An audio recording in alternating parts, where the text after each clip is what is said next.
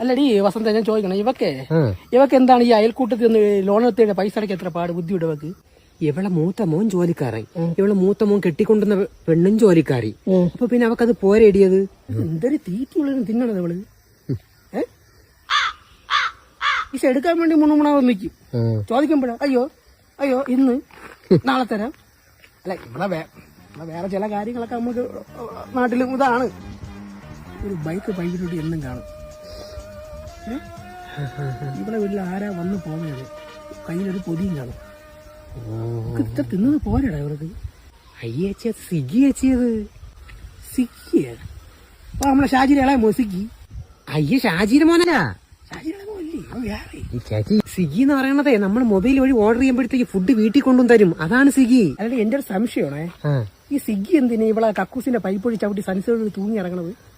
സ്വിഗ്ഗി ആണല്ലേ നീ പറഞ്ഞ കണക്ക്. എന്തൊരു സ്വിഗ്ഗി?